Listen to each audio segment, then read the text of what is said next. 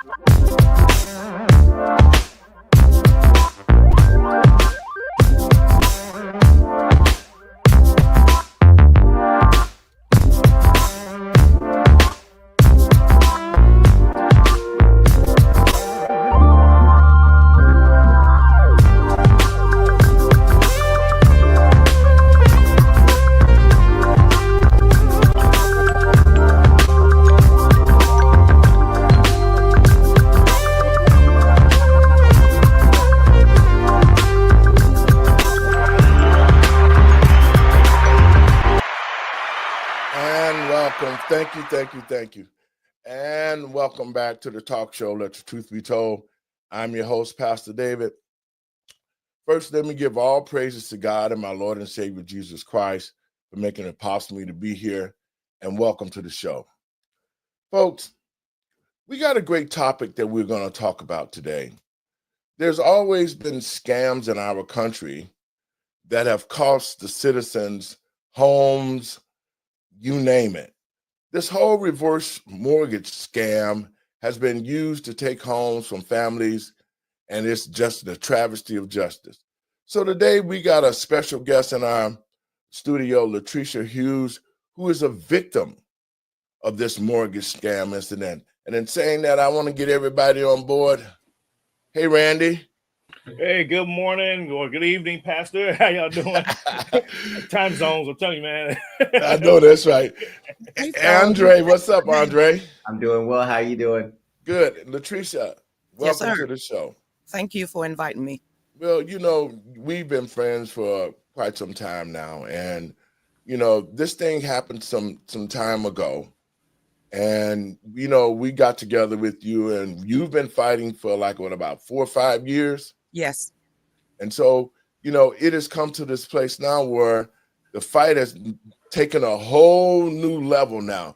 And I want you to talk about it. But first, I want to play this clip so you can talk about it. Hang on. Let's watch this.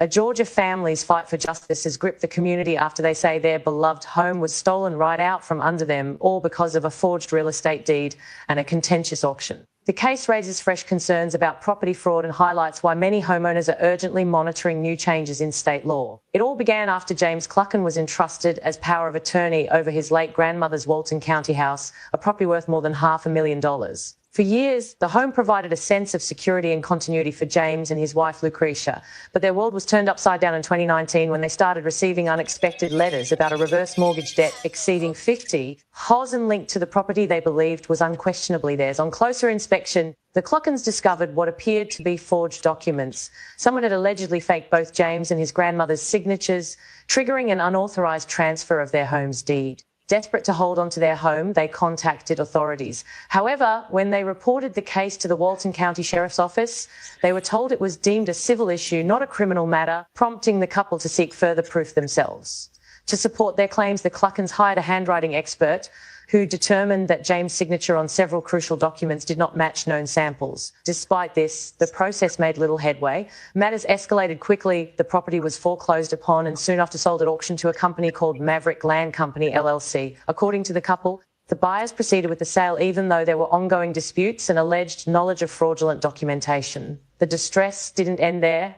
After the auction, the family was evicted and left facing the loss of the only home Lucretia had ever known. Determined not to give up, James and Lucretia filed a civil lawsuit against both Maverick Land Company LLC and the mortgage provider involved in what they argue was a wrongful foreclosure and sale in mid-2024. Maverick reportedly tried to settle the matter out of court, offering the couple over 300 zeverders, but the Cluckens stood firm, declining the offer in an effort to reclaim their property rather than accept a payout. During court proceedings, additional questions emerged about the legal oversight in the case. Reports allege that the closing attorney who notarized what the family says was a forged deed indicated a willingness to testify that James had, in fact, signed the documents. However, that testimony was never delivered under oath, as the attorney was allowed to leave without formally presenting evidence in the courtroom. James Clucken emphasised that every critical signature and stamp appeared on the same day back in September 2017. He pointed to the lack of safeguards in place at the time, stating that only someone in an authoritative position could have allowed such paperwork to be processed so easily. The loss spurred the couple to action, not just for themselves, but also for others, especially seniors vulnerable to similar fraud schemes. There is now hope that the legal landscape is catching up with this type of deception. As of January 2025, major reforms took effect in Georgia. Now, those seeking to file or modify any property deed must upload an image of their identification, greatly reducing risks of forgery and making it much harder for scammers to exploit the system undetected. Still, the Cluckens' legal struggle continues today. They have launched an online fundraiser to help cover mounting legal expenses, underscoring that for them, this is about more than property. It's about protecting families and the elderly from life-altering fraud. As of this week, supporters have contributed over $2,000 toward their cause. This turbulent journey demonstrates the sometimes devastating effects of real estate fraud, but also the resolve of those who refuse to be silent. The Cluckens continue to urge fellow Georgians and homeowners everywhere to stay vigilant and informed as the law evolves. What do you think about Georgia's new deed verification law, and how should cases like this be prevented in the future? Share your thoughts with us in the comments below, and don't forget to like, share. Now, Latricia. Yes. Can you tell our listeners and viewers some details about what's happening in this case? Because I know you've already filed it. You got an attorney, Sunday, to help you out, and I think that was very much needed. Talk a little bit about this incident and how it happened. So far, it was like James, or my husband Dave, said a lot of that, not me. This is the only home he's ever had. Like I said, Miss Mary was Miss Anna Mary Wilson, which is his grandmother, and his grandfather bought that property with cash in 1983. Now, when all of this transpired, I didn't know this family. I was married to someone else going through my own drama at that time. So when I got involved in this situation in 2018, having a fiduciary responsibility, I kind of knew what predatory lending is. I don't care what anybody says. Predatory lending is exactly what a reverse mortgage is. It's just that instead of you wanting to pawn your car title, people just pawn their deeds of their homes. So I kind of understood what it was. So as I am going into their lives and butting into their lives and dating Dave for the first time and stepping in and taking care of him and his grandmother, because that's what I did, I confronted an 84-year-old woman. I was always taught to give our elders respect, and some things you don't do, but everything in me, I ran up in this lady's face, waving that envelope. I know what sundowning is. I know what Alzheimer's is. I know what dementia is. Her eyes went clear. She said, I would never, ever do that. I would never give my property over. And hindsight is 20/20. I believed her then. The Holy Spirit said, believe that woman. Believe this woman. I did, not knowing what I was fighting for. But I could tell you 5 years later, this should have never went through. I don't know what that closing attorney was hard up on. I don't know. You can't tell me she did this for free. And just like I told Walton County Sheriff Department, I don't care, because we're now knowing it was his mother that decided or what the police decided it was his mother that forged all these signatures. I don't care how much his mom signed off on a piece of paper and forged those signatures. It took somebody with authority and fiduciary responsibility inside of the state of Georgia to push that through. And now that we know, again, hindsight 20/20, his grandmother died in 2019. We found a affidavit for a closing attorney that was stamped in April of 2020, and his grandmother's signature was robo-signed right on the paperwork. That in itself is a fraud. Mhm. Your thoughts on that, Randy?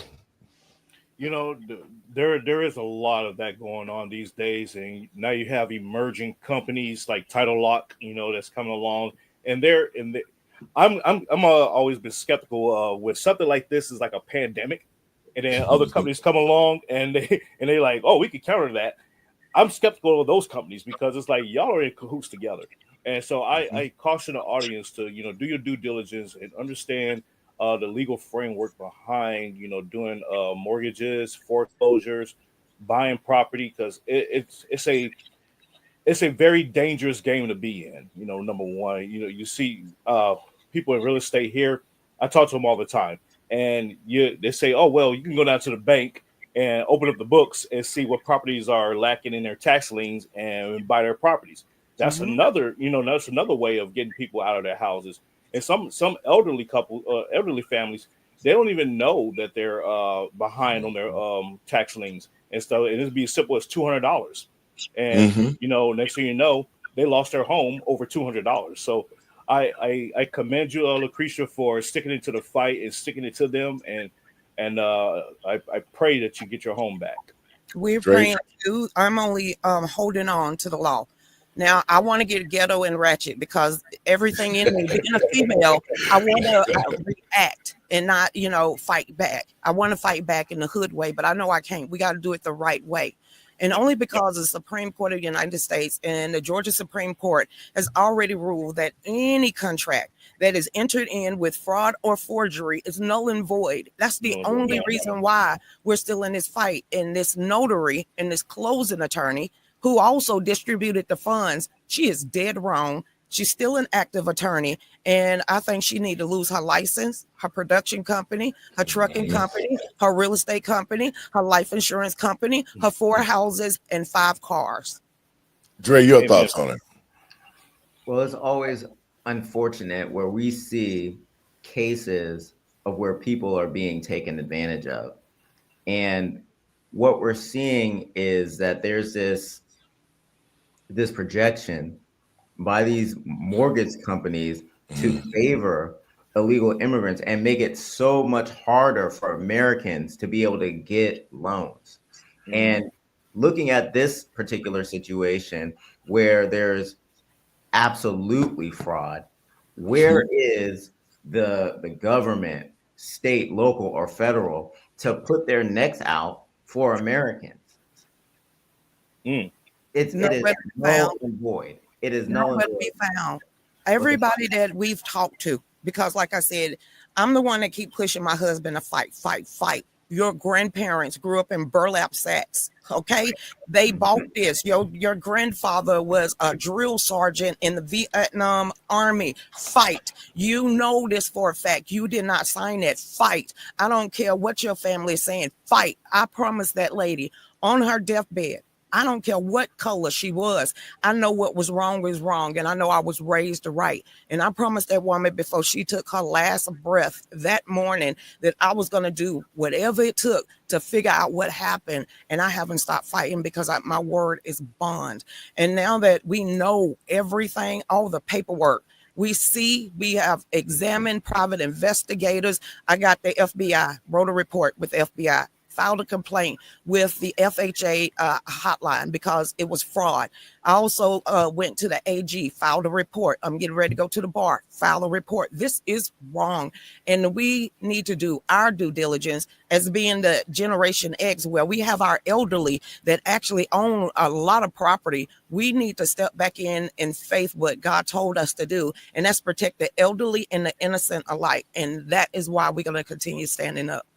Well, absolutely. These scams have been going on a long time because, just like our younger people that do not understand the process of owning homes here in Chicago, we're seeing a lot of communities where these houses are being abandoned because they're selling the taxes onto these people. These young people don't understand that they need to go pay the taxes. They have not been taught.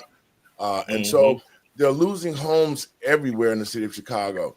But what vexes me the most is this: to the American people and patriots across this country, right here in Chicago, the mayor of the city of Chicago, Brandon Johnson, is allowing illegals to go and squat into homes that have tax deficiencies. I mean, for $200 or $300, he's letting them go. He's putting these homes into their hands and say, well, just squat here at a certain amount of time. If nobody comes, we'll give you the deed to the homes. Now, this is something that needs to be addressed because Black people are losing homes in record numbers. We're losing our community. That's what we're doing. It's gentrification. I live in it. Where you live in Georgia now. What over there, if you go to the MLK Boulevard, you go to the museum, all of that, all my life used to be straight, just really, it was the hood, okay? It was our community. This is what you call gentrification. If you don't come and get Ori, this is what you call gentrification. When they went in there and demolished Techwood, they went in there and demolished all of these prime locations, and now they are actually you will never get them back. There will never be another Black community, and we're sorry, but truth be told, as you call yourself, this has been happening for at least 30 years in Georgia alone. Well, I can remember in 1973. My god-grandmother, Eloise Barton, was a alderman in the city of Chicago. And she got us all together and she told us, she said, you know, these houses that we have here in Inglewood, never let them go or never let them steal the houses for taxes because the regentrification is coming. And we were young, we didn't quite understand what that meant, but when we saw how that they were doing it, you know, we were able to keep the houses and be able to sell them. But they wanted the Black community to go and become desolate. So it's not the houses. Go back. It's the land. It's the land. Exactly. Yeah, it's the land. Yep.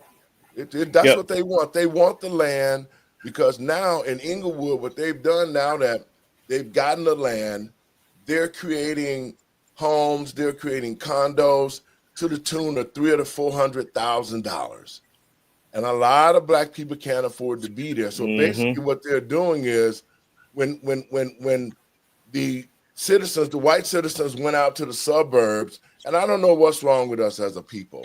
We followed the white community out to the suburbs, and now they've doubled back. The city has become what it is. They're buying the properties now. They're refixing it. And now you can't even afford to stay in the Black community in the cities of Chicago because the rent is so high and the buildings cost so much. That was an idea that's being done in regentrification, and it's going across the United States in the Black community. And I just think we have to stand firm, but more importantly, we have to start teaching our children about how to use these properties, how to keep their properties, because if they don't, they'll be gone. You know, when you first got involved with this, Latricia, you know, you have a beautiful place. I've been out there. I came out there, about a month ago when this thing first started to take off, and we prayed for this land. And I just know what you're doing is God's work. Because if you hadn't stepped in, they probably already would have took this land. But more importantly, this is a situation to where a lot of seniors are going through this reverse mortgage. You know, they running these ads telling them, hey, you know, you can get this money. And at the end of the day, you know, if your people, if your children do not pay those loans, they snatch that house from them. Talk about a little about the process, Latricia, that you guys went through with this mess. Like I said, I didn't go through it. I just understand a lot of what reverse mortgage is, okay?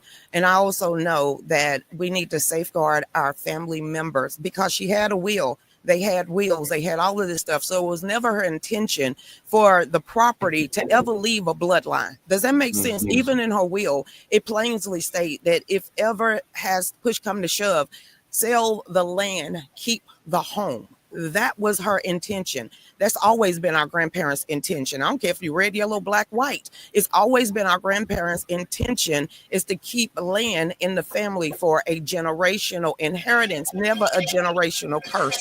And that's a lot of what's happening in the United States is that as our grandparents are dying off, they own the majority of the land. So you can also tie that in with the World Economic Forum or the New World Order when they said you're going to own nothing and like it. So I have to say this misnomer because I grew up in the South. I've always been raised around Black people in the country and suburbia. We ain't went nowhere.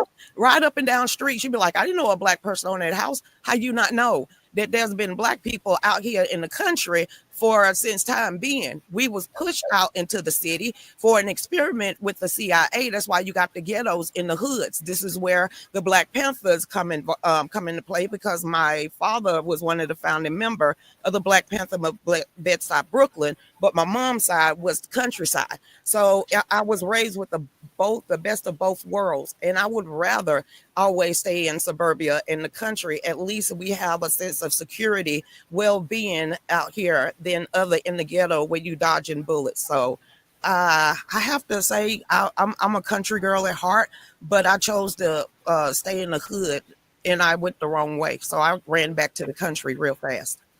Dre, your thoughts?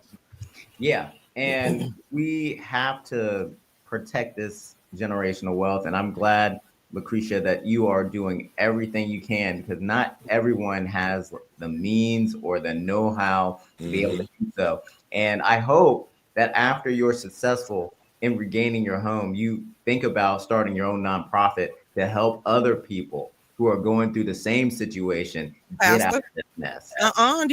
Pastor's already prophesied. He said you're going to turn this mess. That's right. That's right. And you're going to help a whole bunch of people go through their paperwork, maybe point them in the right direction, maybe network with them to bring, like, I met so many private investigators like, girl, this is what I want to do. So this is where I feel like God is about to break this open, because we got 4 people that all want to help other people because that's our calling. Right, so if 2 or more get together in his name, there's a whole bunch of stuff that can change. And I feel that's exactly what Pastor has been a part of my life. Well, you know, I after I saw the situation and to the American people and patriots across this country, I laid my eyes on the paperwork myself. When you sent me all the stuff, it's clear forgery. I mean, it's clear. There is no question about it that whoever signed your husband's name clearly forged it. But what I don't understand, and maybe you can help us understand this, Latricia, with this being the forgery that it is, why didn't the judge in this case, because I know you've been fighting this, why didn't the judge just throw it out and say, you know what, this is clear forgery. We need to keep this family in this home.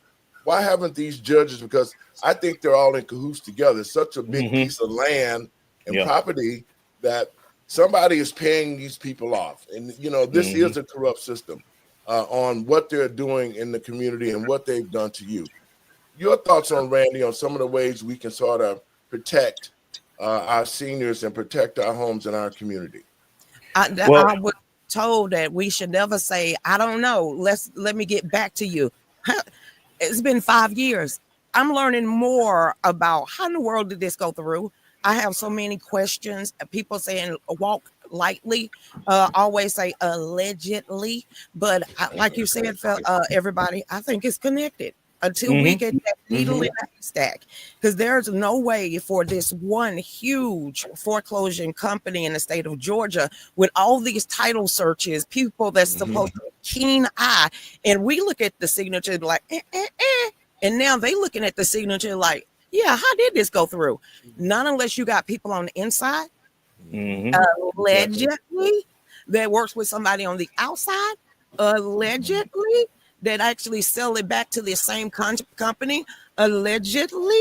This is what we're finding out. It's a big game. You had some thoughts on that? I do. You know, the first step in order to prevent something like this from happening is that we have to be educated on the history of how all these things transpired.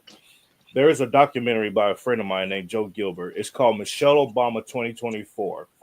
And you will see how she played a pivotal role in Chicago and busting up, you know, the Cabrini Green projects and everything else. and how now you look at, you know, how the projects were back then and where they are now. One of y'all just mentioned about, you know, people coming in, buying up that property and making the rent so high and the property value so high that Black people can't afford it. That's how they're pushing people out of the South Side of Chicago.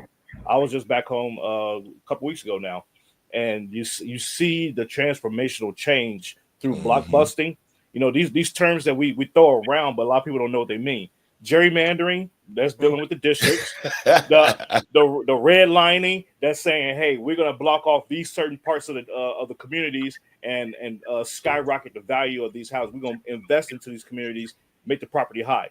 Blockbusting, you see a mixed neighborhood, you go in there, you buy them out, you fraud them out, and take over that property.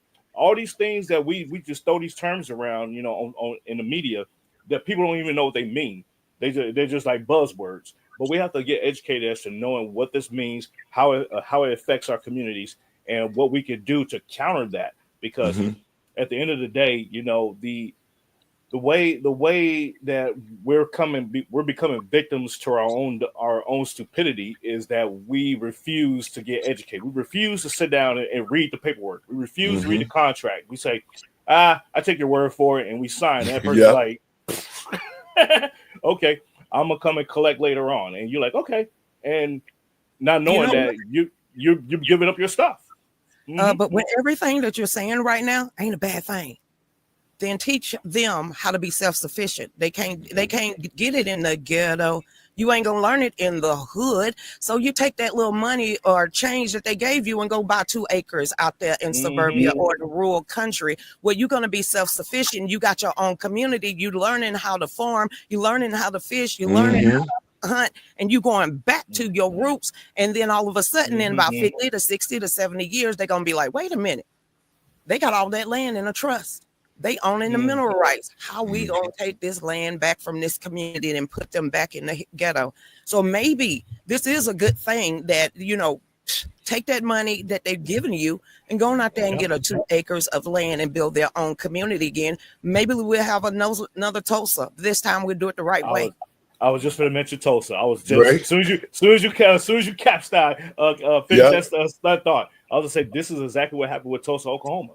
You know, in the early 1900s. They went in, they said, you know what? We're going to take this reparation money, you know, and this reconstruction money, and we're going to go out here and buy this open land, you know, because it was the Homestead Act, the westward expansion. They said, okay, we're going to go out here, you know, white folks, deuces, holler at you later. Thank you for playing. And they went out there and they set up shop. And then, you know, they became highly successful. And then the white folks were like, oh man, wait a minute. What's going on here? They're making more money than we are. Let's go and take that over. And here we are. And then black folks said, you know what? We are so desolated from that we don't want to rebuild. We don't want to have anything. We just rather just live in the ghettos. We rather just live in these urban cities and be taken care of by the government. And that's the wrong answer. They never talk about. We always talk about, because my son was shot point blank at a Domino's table in Statesville, North Carolina in 2016. We always glorified in the bad culture. You never glorify the country culture. You know, there's a whole bunch of black people that ride horses. You do know there's a whole bunch of black culture out here in the sticks, in the boonies, that get no love, that ain't sitting there glorifying drugs or raping women or being twerking for a living or dancing on the pole. That's actually out here that's still glorified in God, country roots, family, cookouts, family reunions. So why we can't focus on the goodness of our community? And they always focus in on the ratchet reds or the ghetto Crockett's. I need to know this, because she didn't born in the hood either. So why you dropping your dialect and making your mama and daddy look stupid? I ain't never figured that out. Black women don't work that way. I wish my daughters would. And I have a 31-year-old daughter and a 30-year-old daughter. They don't act like this. I wish they would. Yeah, I'm gonna give Dre a shot. Go ahead, Dre, because you said something. It's 2 things that made my antenna go up. One was the fact that Black Wall Street, you know, Randy, when black people separated and the abolitionists separated, which are now the Republicans, and Frederick Douglass started the Republican Party, It was the Republicans who assisted the black community and said, you know what? We're going to help y'all. Y'all can have that land. Y'all bought it and paid for it. But I don't think that they really imagined that the black community would become so self-sufficient and become the number one state neighborhood in the world, especially in the United States, that would be so successful. Dre, your thoughts? You've been down there quiet for a minute.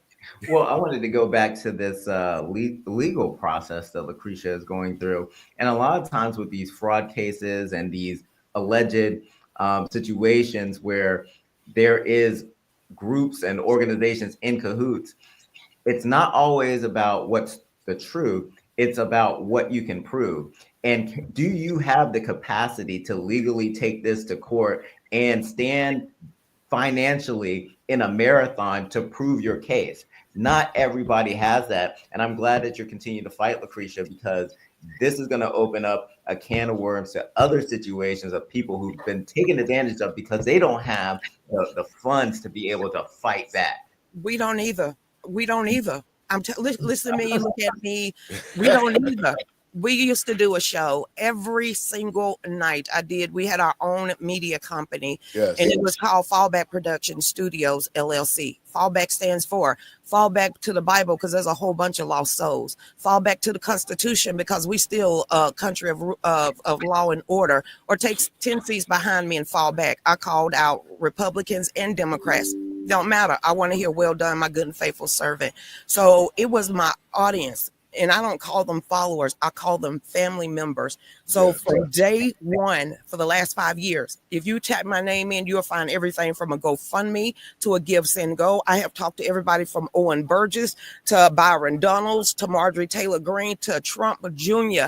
I have gotten this out there this whole entire time. And when I realized the people in politics really don't care, I took it right back to we the people, and people from around the world took money out of their own pocket, off their own kitchen table to make sure I continue to have one. So I don't call them followers. I call these people my family members, red, yellow, black, white, gay, and straight. They just all banded together. We raised the $10,000 last Saturday. All that's going to a lawyer. We had to go get a bulldog lawyer who signed us at a Golden Corral this Sunday. He acts so much like my dad. He acts just like all three of my fathers because he's finally an elderly black man that know his crap and he ain't finna put up with it. And he said, I'm not going to go after the way they've been going after. I'm going after what is fraud of conversion or something like that. Conversion of fraud. I'm going to let this man say, because I look at him and I just lost my last father. And I looked at that man and he looked at me, and the way he was talking, I felt so safe. And I felt that we had a fight. But I also said this because I did all this pro se since we got evicted. If we wouldn't have had a case, we wouldn't be back in Superior Court. If we didn't have a case, it wouldn't be on the docket. So I'm going to keep standing until we can't stand no more. And I'm going to keep fighting because now we're grandparents of 9. I want that generational wealth to continue to be flowed through our bloodline. And I want one day for our grandson to be sitting right there beside Pastor as they're doing his own show in our studio. Awesome. Yes. Now, I want to throw this out there, and it's about the Black Wall Street. See, a lot of people say, and we talk about reparation, guys. We talk about reparations all the time, and who should pay, right? And so when you look at the situation that the Black Wall Street went in, they never talk about it in the schools. They never talk about this community that was the economic engine for Black people. But to the American people and patriots across this country, I said this at the Republican Convention. For 60 years, the Democratic Party has been in control and Black people have been dealing with them. It was the Democratic Party who created the Ku Klux Klan, who then in turn blew up the Black Wall Street. And so when you start talking about reparations, and I know there are certain ways that it should be divvied up, because if the Black Wall Street had still been in effect, Black people would have been probably the number one ownership of land throughout this country, because what they were doing, they was creating Black Wall Streets in every state. They had it in Tulsa, Rosewood, Yep, Atlanta, Savannah, all of those states. Harlem. Before you decide to give out reparations, are you going to give out financial classes to go along with it? Because the same broke people that's going to get money. Yes. I've been on having 4 kids. Before I was 20, I done got so much stuff for free. It took me to get out the poverty. Not them giving me free welfare, free food stamps, Section 8 and everything else. It took me to get myself off that bread line. I don't want to go back there. Won't you teach me how to fish instead of keep giving me the free fish? No more mentality that you owe me. I was never a slave, and I wish you would try to whip me with a whip. I will snatch it and whip you back. So let's stop playing this game. By this time, I am a mutt. I can go back 9 generations, and I got my last free slave. I could look at her hands. Did nobody give her nothing for free? So if it took and destroyed me having 4 kids at the age of 20, none of their dads could be involved because they're giving me a little bit more. Can we get back to us being self-sufficient instead of somebody owing or us saying, yes, massa, I'll take your 40 acres in a mule? Stop that. You don't owe us nothing. I think our grandparents worked hard enough, be self-sufficient enough to keep dragging us back there. Well, you know, the reason why I said that, and I stand on the fact that the Black community does need reparations, because and it has to come from the Democratic Party. If those economic engines had still been in effect today, if the Democratic Party had not have created the Ku Klux Klan, because we built this country, really. All the inventions, all the work. Reparation for the last 60 years. They can give Japanese, Chinese, they can give Jews, everybody got it. Everybody else, why you still got to study? You don't know it by now? So that is what you call a talking point and a narrative to keep people as victims. Why don't you go ahead and say, here's a hook, here's a line, here's a reel, start reeling it. Now check this out. Teach them how to be electricians, carpenters, how they could be self-sufficient, grow a garden, give them the land. But all this reparations, that ain't gonna work. Well, I just think, and I know for a fact that we deserve it. We deserve it because we built this country. Black people built this country, and so everybody, just like we were saying, don't tell my mama that. Don't tell my mama that. Don't tell no elderly Black person you owe me. Every nationality in this country have been paid, except Black people. And the reason why, and I said this on the show the other day, and I don't think people caught it. If Black people is to sue the United States for reparations, they must first become a nation. See, that's why if you look at the history of Black people, we have never been a nation. They gave us different names: African Americans, Blacks, Negroes. As long as you can keep the Black community separate, because United States is a nation itself, it is not going to pay individuals or individuals' organizations. That's the reason why they keep us separated, because if Black people became a nation and was ratified a nation, we would be able to take the United States to the World Court. And see, this is why they absolutely not. No, listen to this. This is 45 rules communist goes. This is why they killed Malcolm X, was because that was Malcolm X's next move. He said, you know, the United States need to pay for what they've done to the Black community.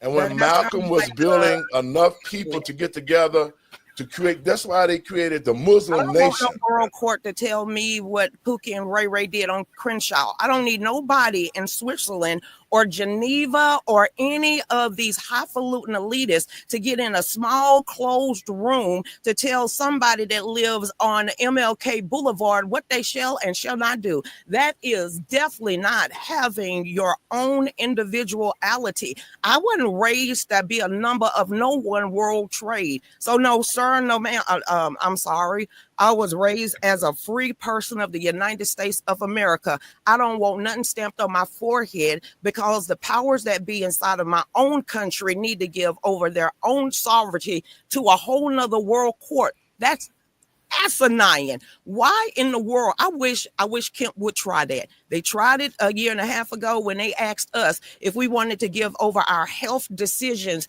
to the world court. Mhm. Have you lost your mind? This is why we just had a scamdemic and everybody was shut down. Holocaust. My name ain't Anne Frank.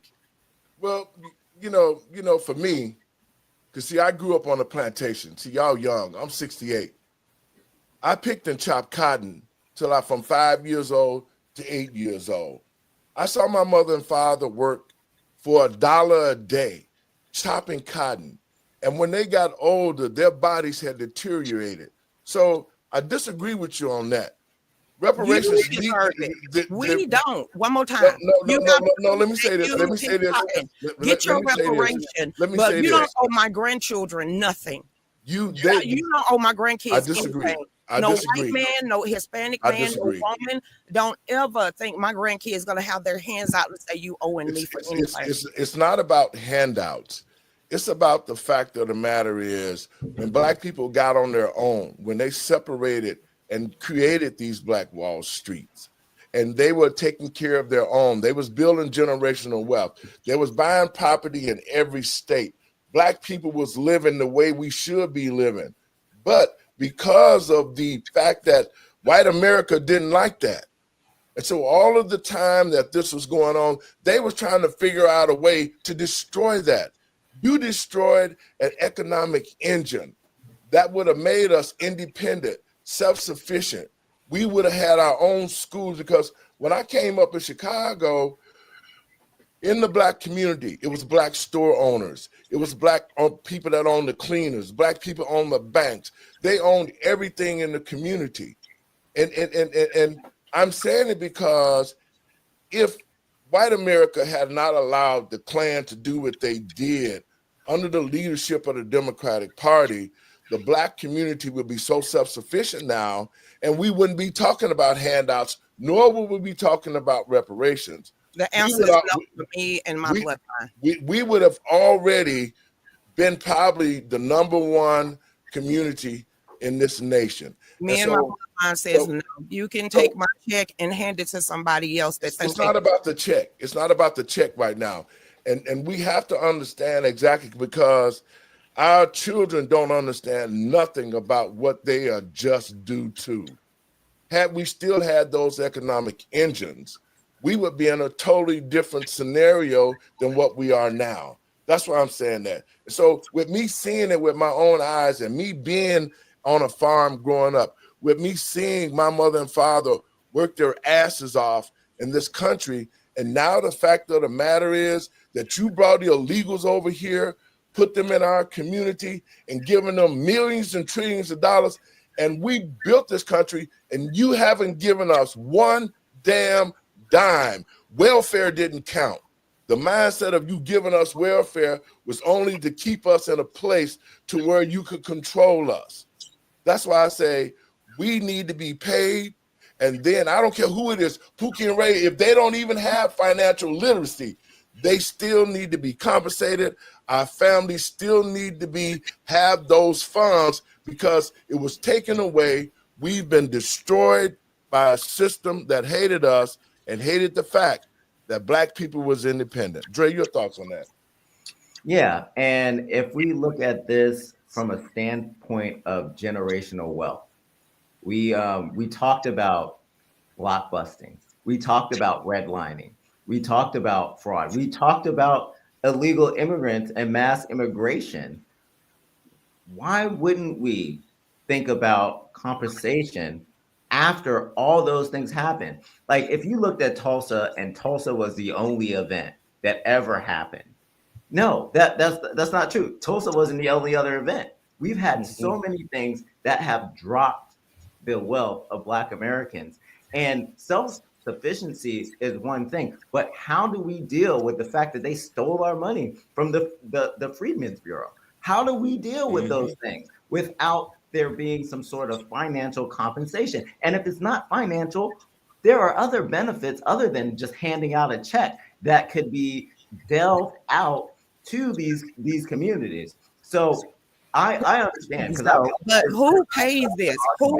Who pays it, and who gets it? That's just the question. Do only Chicago people get it from Brandon Johnson? Because Brandon Johnson is the one that put his rubber stamp on there. So should Brandon Johnson sit there and pay all the people in Chicago that's been moaning for the last 4 years or however long he been up there? So absolutely should Brandon not, Johnson? What you have is a federal policy that opened up the door to Brandon Johnson being able to and these other sanctuary city states to be able to say, hey, let's just do something independent and just have all these illegal immigrants come here. We're going to give them benefits when they get in here. But what they found out is that they quickly got overwhelmed because our borders were open. So this is a federal policy that caused this.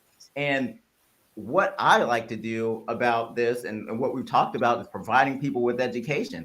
Those immigration policies did not benefit Black people. And it's another thing in a line of things that have caused issues for our community. Randy?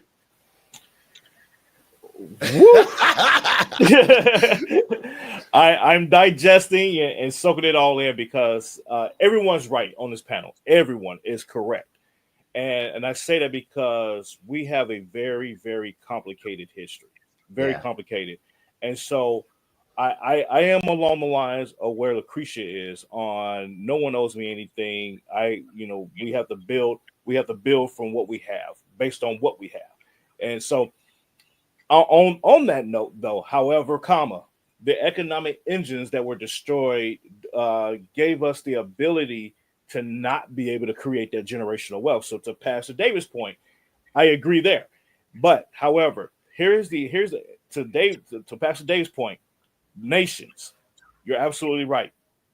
We have to establish ourselves as a nation. Foundational Blacks, because we see this is what we screw ourselves up at. We acknowledge ourselves as Black people. We acknowledge ourselves as Negroes. We acknowledge ourselves as niggas and everything else. But we don't acknowledge ourselves as the foundational Blacks of America. Or freedmen, which is the legal term. Or freemen, correct. Yes. Correct. So there's that distinction there. So once we identify ourselves as foundational Blacks, freemen, and say, hey, everybody else that's coming over here from Africa and everything else, sure, y'all are Black people. Okay, whatever. Even from India, y'all are Black people. Okay, sure. But however, don't think that you're entitled to what we are owed. Yes. So there's that distinction there that we have to go back to. It's going back to the basics. And so on that, to say it's a stop line, because if you're looking at history, a drop of Black, everybody's Black, and I was just going to say that. You're right. Yes, you're right. However, this is why we have to know. We have to know our history. We have to know where we came from. We have to know where we came from. Just like you, Lucretia, I could trace my lineage back all the way back to the mid 1700s, going back to Ireland. So yes, I got both sides of it. Yeah, both sides. I'm an Indian, I'm an Irish, and I'm Black. So who am I suing? Yep, exactly. Well, and so that's what we have. That's what we have to be educated as to look at the dynamics and look at the reality. Do I see? I get it with the government pawns office say, we need to do a study. You don't need to do a study. You just need to actually read what's already there. You read what's already there.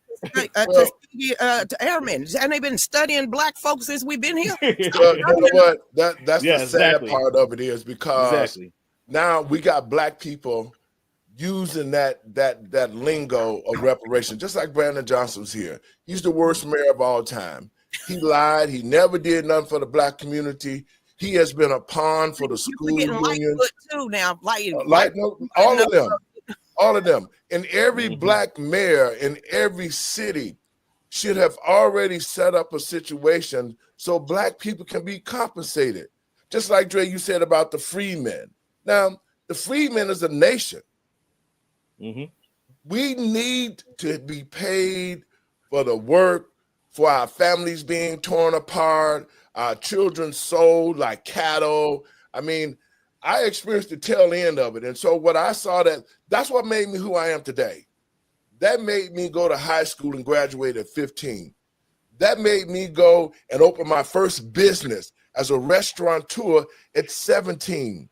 If it had not been for my parents teaching me about economic development, because my first retirement came when I was 40 years old, but it was what I was taught and the traditions and values that I was taught and learned about. I learned about Black Wall Street. That is a you just said again, it was your parents. But let me finish. Let me finish. You. Let me finish so that you can understand what I'm talking about. The fact of the matter is this. Everybody who didn't even contribute to this country has gotten paid. Now, if you want to talk about how we distribute reparations, use the same formula that they use. Because, see, they've been studying how to do it. Everybody be coming up with this BS study. Brandon Johnson said it months ago. Well, we going to study. The study has already been done. Use the same formula that you used when you opened the borders and you had everybody coming here. You had all the NGOs, Catholic Charities, the Divine That. You had all these organizations across the border giving people money, giving them phones, giving them vouchers, giving them homes, giving them cars, and all of that. If you figured out a way to let illegals come over here and you fund an invasion, why the hell can't you think about a way to give Black people the money that deserve? Because we built this country from the ground up. The blood of Black people is in every state. John Podesta, Black people need to be compensated. And Hillary Clinton and the DNC, Perez and the rest of them told you a long time ago to keep you hushed up, give you a little bit like $20 more in your welfare check. It's time to have a taco bowl. They've been telling you this. It must be an election season because they need to study us again. They have been literally perpetrating the same crap for at least 50 years. Why we keep regurgitating a talking point that they ain't gonna never fulfill? Hey, you know what? Real quick. Yes, I'll turn over to Dre. But just a couple of weeks ago, ladies and gentlemen, remember Karen Bass, Los Angeles City Mayor, she even offered up reparations. Those words are exactly to the illegal immigrants that was getting swept up in the ICE raids. She said, "Bring them back, and we're going to give them reparations, cash money." and here it is. This is a Black woman, allegedly. She's a Black woman, allegedly. I don't know. I ain't look at her DNA. But she said, we're going to give them reparations, and then all the Black folks are like, yeah, give them reparations. Yeah, they're being victims of ICE. Yes. And it's like, whoo, y'all are dumb. But this is what I'm talking about. It's the psychological warfare that Black people been put into because why would none of us fell for it then if it was a psychological warfare? Because none of us is falling into it, and we can read between the lines and we can see what they're doing. How is everybody else getting played? For the lack of knowledge, your people will perish. Okay, and God said, "What you not and Black people when you realize Black people lack the knowledge, and that's why we see what we see in it. That's why." But your home. That's why you fighting for your home right now. I'm gonna bring it back closer to you now. You are fighting for your home right now that you have. You are fighting because an illegal system is trying to take it from you. That was your home. Now, that's what this government did to Black people. When Black people said we can separate ourselves from you, we can build our own. And then because they did that, the government came in with the Democratic Party and said, we gonna take it. Just like they taking your home right now. We need to be able to have our own. My whole thought is this. Black people, we need to separate ourselves and do just like what they did with the Black Wall Street. All these communities across the country, it needs to be Black people in those communities. I'm sick and tired of going down to the corner store and you got Ahab sitting in there, the store is stinking, they buying bad foods, and then they treating us like dogs and taking our money. Mm-hmm. Well, it's called the ghetto. That's our side. That's what they decided to give okay, us. so let's talk about it like this. Everybody else have neighborhoods that they can fall back on. The Chinese got neighborhoods. The Italian got neighborhoods. The Mexican got neighborhoods. What black people got? The ghetto? Their pocketbooks a little bit closer, and hopefully they don't get shot during a drive-by. Seriously? Have you not been in these neighborhoods? Most people want to leave there because we want to have our children raised in a society, in a community where they're not going to get shot in the back of a head because they lost a fight. I just lost a son to that. I don't want my 9 grandkids to ever think, because all of those people look like them, that they have to put up with stuff like that. And then if you snitch, you get stitched. I don't want that anymore. So I decided to take my kids out of that danger zone and get them out there into the communities that I think they're going to have the best chance not to die before they're 25, but to actually live until they're 72. That is why. So when our community is forever killing each other, sooner or later, I'm going to address that. And you're going to raise your kids the right way. So go ahead, Drake. I was gonna say, turn it over to Drake, because he's. I see his eyes like. Go, Drake. Go, Drake. And Lucretia, I'm gonna address that. As soon as Drake get his words in. Go ahead, Drake. Right, and I think with the communities and moving to rural areas and things of that nature, that's a choice, but not everyone can make that choice.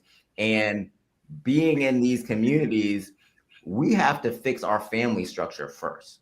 Like, you have an excellent family structure where you guys have a goal, you guys have a mission, but not everyone is in that situation. You've been able to overcome, having 4 kids and then going out and building on your own. Not everyone has that opportunity, or they have been inspired to take that opportunity. I think that is for us to continue to push the word out there, to push the knowledge out there. And then we'll have more Lucretias out there that have been able to empower themselves and go out and take those next steps.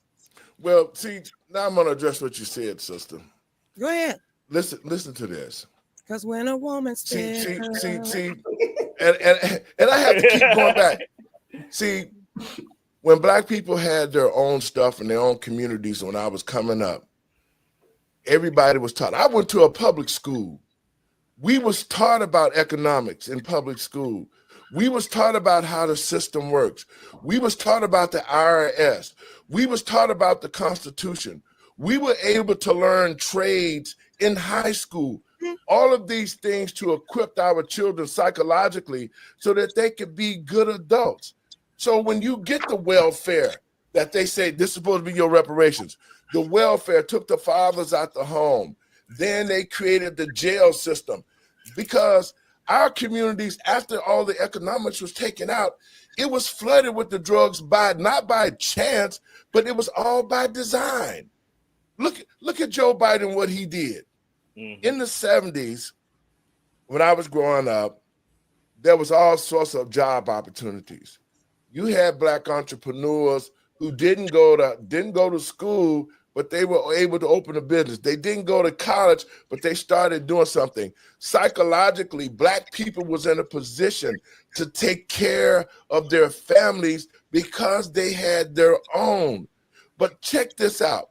When they took all the factories, U.S. Steel, all these manufacturing firms that Bill Clinton urged that they go overseas and abandon the black community, the black community was left desolate. So now you're talking about kids that are growing up that can't read or write. This was all by design, because how can the future of our children fight for something that they deserve that they don't even know how to fight? So now I don't know. I'm 51. So you talking? I got a son. I got a son your age. I was raised with 3 dads that didn't put up with that crap. But I see, was your raised, dad. listen, I was raised in that community that you're talking about, There you Gainesville, go. Georgia, and Spartanburg, South Carolina. So when you're talking about raised in the hood and around strong communities where the aunties and uncles and the grandparents was sitting on the front porch and you did something wrong, your grandpappers and everybody in the community, I grew up that way. And that is the way that I want to leave a little bit of, hey, grandkids, I got 9 of y'all now. I'm going to sit on the front porch. Everybody has their own individuality of what they're going to do. Are you going to fall, or you going to swim, or you going to fail? I worked 2 and 3 jobs to get out of that project, because they did say when you having kids, when you're young, especially 4 at 20, you will never mount to something. So either I'm going to be that victim, fall into what you tell me I'm going to always be in my life, or I'm going to have to do something about it to get me out that poverty, because no one told me to spread my legs, but also they told me to kill my children. So it was up to me having all 4 of my kids in my teenage years that I either got myself in that predicament, which means I'm gonna have to crawl myself out that muck. So I did that. That's the consequences of my actions at that time. I can't continue blaming somebody else if I want to hear, well done, my good and faithful servant. It's not the point of blaming somebody else, and you being these women how to get out of poverty, and you being the age of my son, because you never got an opportunity to see where we came from. You didn't get the opportunity to see black businesses with black banks. You didn't get to see all of that.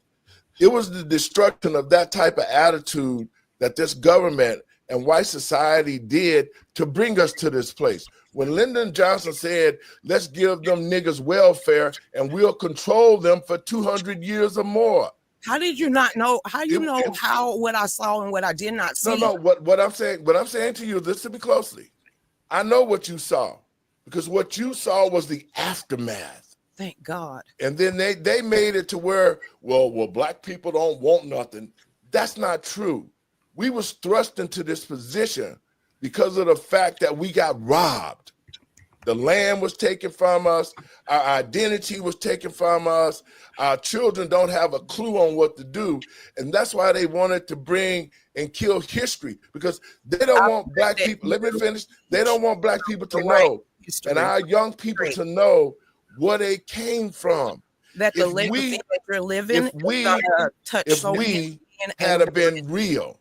if we had been real, if black people had sustained themselves and stayed in our communities, and we built and kept our stores, all of that stuff, the wealth that you had, you wouldn't have had to worry about somebody taking your house.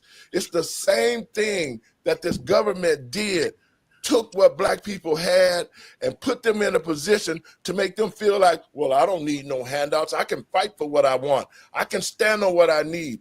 But had you been in the position to have things where you wouldn't have to be begging or working 3 jobs, then our society would be totally different, and our children would have the generational wealth that they need.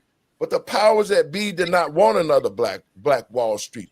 That's the point that I'm making. It would have been a totally different situation in the black community had the black community stayed on its own, kept its banks, kept our community intact, kept our schools, taught our children about the generational wealth, taught them the things that they needed to do to survive in this world, taught them about entrepreneurship, we would not be in this situation. And that's why all 4 of us but let me finish now. But the powers that be, those who are watching this, you're going to have your own opinion. But I can tell you this, had the Black Wall Street still been in effect, and to this very day, black people would have never went through all of the stuff we went through. We went through drugs that was put in our community to destroy it. We went through guns. They put that stuff in our communities after they took the economics out. They made the prisons private. Black people have been under total attack and assaulted ever since far as we can remember. So tell me this, why is it that only in the black community that we see the degradation? You ain't seeing it in the white folks' neighborhood. You ain't seeing it in the Chinese folks' neighborhood. You ain't seeing it in the Italian neighborhood. You're only seeing it in our community. And I feel just like this. The black politicians have let us down because real Black political leaders would have already made a position to say, we're going to invest into the Black community. That's our community. We're going to make sure that our schools and we can teach our children. That's the problem. A divided house can't stand. And once the government knew that we can give a Black man a few pennies and he run out there because he's lacked the knowledge of financial responsibility, he gonna go buy a car, a $60,000 car, but living in a dump. It's the mindset that has happened to us. Life callings. Just by this summary and the conclusion of what you just did, you have 4 life callings. You got 4 paths that God has presented you, from teaching to the ministry, all the way to legacy, to a foundation. You have a big purpose in this calling in life. And now you need to write at least 4 to 5 books, because there's so much knowledge that you just spit out in the last 5 minutes that could have been turned in any directions and how it's going to go. But the point that I'm making is this, guys. I saw Black people in a great situation, and I saw us have our own. I saw us in all the things that we needed, and I saw how the Black community was strong. I think right now we have to get back to that. We have to get back to that situation, but we're so torn apart right now. It will be difficult, and that's why everybody use us and say, we're going to dang a reparation in front of your face just to get your votes and then turn on you again. Folks, we got it's close to that time. Dre, I know you've been stewing. Let me get your thoughts on this so we can wrap it up. Well, when we're having this discussion about repair, and Pastor Lowery, you said it correctly. You looked at other different groups of people and what they're experiencing versus Black Americans. And what I'm finding is this: we've continued to have this failed Black third that is perennially on the bottom for generations. It's not like that in any other community. If we look at some of these people that are coming in legally from other countries, after one generation, they are able to get themselves into at least the middle class. This is what Axios was saying. Axios wrote that the first generation of immigrant can come in, they'll not pay their taxes, but the second generation will come in, pay their taxes and their family's taxes. So if there was something that Black Americans can do in one generation, so that Black failed third could get out of the gutters, out of the ghettos, wouldn't we do that? And this is where the repair can come in, because there's 2/3 of the Black community that have overcome this through generational wealth that they've been able to amass on their own. But what about our brothers at the bottom? We have to bring them up as well. And I do think that's our responsibility to empower them to do so. Randy? I say amen to that, what Andre just said, because he's absolutely right. It is incumbent upon the present to bring not only up the past, but to bring up the future. And people, when I say that, people look at me sideways. They're like, "What?" It's because we are in the best position to know. We know where we came from, and we know where we potentially could head to. So it's incumbent upon us in the present to bring up the past and prepare the future. And so we have to set aside the idea that we can't do something. We can do it. We just choose not to do it ahead of time. That's when we say when we can't do something, we already decided that we wasn't going to do it. So once we lose that mentality, we can do anything. So I thank you all for the great spirited discussion today. I loved it. And we have to do it again. We have to do it again. I swear we do. So, but thank you all. And Lucretia, talk to our listeners and let them know how they can help you. If there's areas that you can go in, do you have the funding? So that people that want to donate and help you in this situation, because we're not just only asking, but we're asking everybody that watch this show to help Miss Hughes, because we all are Americans. I understand the fact that we all are Americans, and all Americans, when one of us hurt, all of us hurt. We should be rallying around her just like we need to be rallying around the Black community to get justice and make sure that we can sustain ourselves, because we've contributed so much to this country and got back nothing, but became a commodity for everybody else to use and make money off us. Lucretia, tell our listeners where they can go to help you out with funding or whatever it may be that they can help you You out. can go to the Gifts and Go. We really appreciate everything. And like I said, no matter what happens, I still got to be that strong grandmother and mother and sister and wife and everything else. And no matter what, I'm going to continue to help raise the next generation to be the best people that they possibly can. So like I said, my one goal in this life is not to hear congratulations. It's to hear, well done, my good and faithful servant. So as long as I know and I could go to sleep at night and my 9 grandkids are never in another generational curse, then I have something to say about it. And I can help other people, no matter if they look like me or not. That's what I'm supposed to do, because that is what being a child of God truly means. And as long as I continue to keep my Lord and Savior first and foremost and believe there's a reason for everything, I know Dre, I'm going to be okay. Your last words, we can get out of here. I think she said it all. I'm going to leave it there because I put my character in Christ first, and Yes. I think she just said it all. Randy, your last words. I say amen. Amen. All right, folks, I want to thank you for tuning in. We got to continue this. We're going to do a part 2, and blessings to all of you, and we'll be talking soon. Thank you for coming on. Folks, I want to thank you for tuning in to watch the show tonight, and I want to ask you to share it around. These are going to be my last words. For the lack of knowledge, a people will perish. And that's what we've seen today in the Black community. Not only have this been perpetrated on us for us not to have knowledge, it has been Black people themselves have harmed other Black people. But what we need to do from this point as a nation, all other races should be rallying around the Black community. We should be working together to rebuild everybody, especially as Americans. And until that happens, this country is going to continue to suffer.